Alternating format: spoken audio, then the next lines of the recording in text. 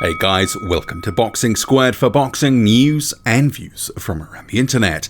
And a heavyweight news mashup video today, starting with Joseph Parker, who looks set to return to the ring in February. So his manager/advisor, David Higgins, who's also his former promoter, told Sky Sports that there are concrete plans, which are not my place to announce, but there is a date, a venue, and it's the opponent we are waiting on. We've been told it will be late February, and the United States is what we're told. We're just waiting on who the opponent is. It will be someone decent. Joe had a good win over Alex Leapai, who fought Klitschko for a world title, and he won convincingly. It's another step up. He's ranked at 2 by the WBO, so it's basically another step towards a better opponent. And then after that, should he get a good win, which I think he will, then challenge one of the big boys, Wilder, Fury. Joe will fight anyone. David Higgins' statements to Sky Sports. Now, there's a couple of things to unpack there. I guess I'll start with which card is he going to actually be on? Given it's at the end of February, the obvious one is going to be the Mikey Garcia and Jesse Vargas card, which is in Frisco, Texas. And that might actually help narrow down who the opponent will be.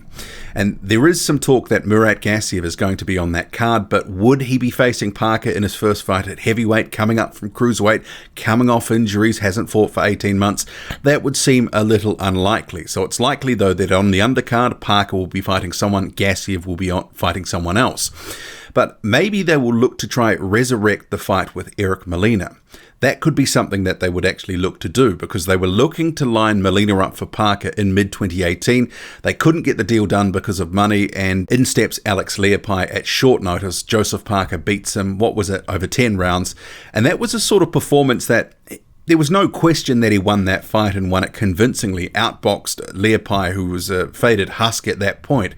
But people were expecting more from Parker, and that Parker would stop him earlier in the fight. And actually, he did unload the tank on Leapai and didn't really sort of wobble him to any real extent. But Higgins talks about Leapai as if that was a really great win. But to be honest, it was a tune-up win and nothing really more. Leapai hadn't really been active in the division to any real extent, hadn't been a force in the division for years and years and years. So it's a pretty low bar to sort of say it's going to be a step up from Alex Leapai. So that could literally mean it could be anyone. But Eric Molina, I'm sure David Higgins, if that ended up being the opponent, would talk about Molina as a former two-time title challenger, etc., yada, yada, yada. But there's diminishing returns now for a win over a guy like Eric Molina. Filip Hrgović, an up-and-coming prospect, stopped him in 3 rounds in December 2019. That was on that card in Saudi Arabia. So if it was to be Molina, I think Parker probably would beat him, and handily enough, probably get a stoppage as well. Molina is also, like Leapai, pretty faded these days. So we'll see on the opponent front, because outside of a Molina, it's a little unclear who they would bring in. But on the strength that this fight is going to be at the end of February, Parker hasn't started training camp yet. He's set to fly out. Looks like he'd have about 6 weeks, 7 weeks or so. I don't think it's going to be anyone good. You may recall David Higgins making a lot of noise about needing at least 8 weeks for a fight for Derek Chisora. That was in 2019, and they didn't pull the trigger on that fight earlier in 2019 because of the shortened training camp time.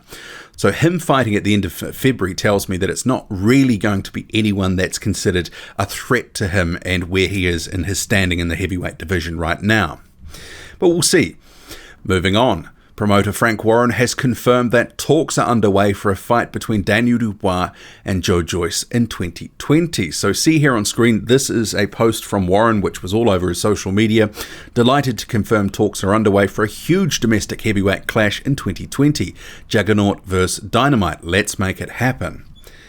So this is good news, and Frank Warren there, this is obviously an older photo with him and Joyce's management team. But the key thing here is, they didn't say next, they didn't say for April, they just said 2020, and Sam Jones has alluded to that as well. So even though they are talking, it doesn't mean it's going to be next, and I think a few people will misconstrue these statements as it could be next. And I'm not saying it won't be, but I think it's a little unlikely. I do think it probably will happen, but I think Joyce and his manager Sam Jones have other plans. They want another fight at least before taking on a Daniel Dubois, and not because it's not a good fight or Joyce is scared or anything like that. I just think that Frank Warren will look to build that domestic fight up and have it at the back end of 2020. I think if they can get their profiles up a little bit more, they can, get a bigger audience, make more money. After all, boxing is a business, and Frank Warren does this, sort of stuff all the time. So he's left leeway for it not to be next, for it to be later in the year. And of sort of Joe Joyce, and some people have said that he is scared to fight Daniel Dubois, he has responded on social media. See here on screen. When you hear people think you're scared to take a fight, trust me. 1, this fight will get made. 2, I will get the job done. 3, the critics will be silenced. Hashtag the juggernaut. And his manager Sam Jones, also see here on screen, he said on Twitter, the fact that some of you think for 1 second that Joe Joyce, let alone S-Jam Boxing, would be worried about fighting an untested 22-year-old that was 3rd on the heavyweight pecking order at GB Boxing is absolutely hilarious. We embrace the underdog tag, hashtag the juggernaut. And Sam Jones himself, and see here on screen, he has responded to the Frank Warren statement saying, we're getting closer, guys. So getting closer doesn't necessarily mean next. But he's also made other comments on a social media which allude to perhaps Joe Joyce is taking another fight first before a Daniel Dubois one later in the year. So you may recall that Joe Joyce...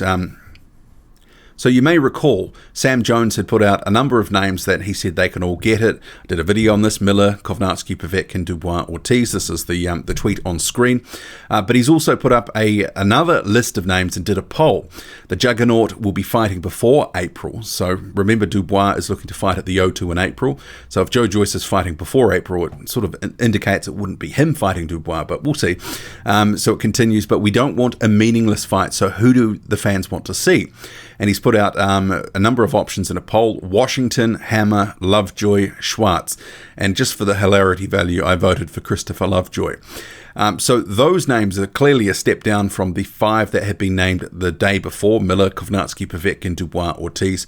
And he's also said on his social media, one thing's for certain, AK Babyface, which is Adam Kovnatsky, Joe Joyce will happily come to New York and face you in your backyard in March. This fight can be made with 1 phone call. So they're throwing out a lot of names and, obviously looking for the right fight, the right opportunity. So there's at least, 10 names that are in the wind at the moment that potentially they're looking at fighting. How makeable some of those are, it's a little unclear, but it doesn't, to me at least, look like Joe Joyce is fighting Daniel Dubois next. But obviously Frank Warren is stoking the fires for something will happen between the pair in 2020. And rounding out this video, so Lucas Browne has been on a bit of a tear on social media, answering a whole bunch of questions in his plans for 2020 and responding to some of the stuff around Dempsey McKean, how long he will be in boxing, etc., where he's looking to fight and who. So I'll just play a selected bunch of clips which I've edited down and make of it what you will. Would love to still fight David Price. That is definitely on the cards. Hoping. I had a quick chat with Hearn and Price about it. We're looking at June-ish maybe.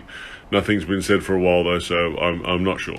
The fans will never know what happened with the Dempsey fight because I'm not going to say it. I'm not going to get myself in trouble and shit for it. I don't like the bullshit. I don't like the lack of money, the promises, the threats, everything else. So I'm never fighting in Australia again, and that's what's going to happen. That's the end of the story.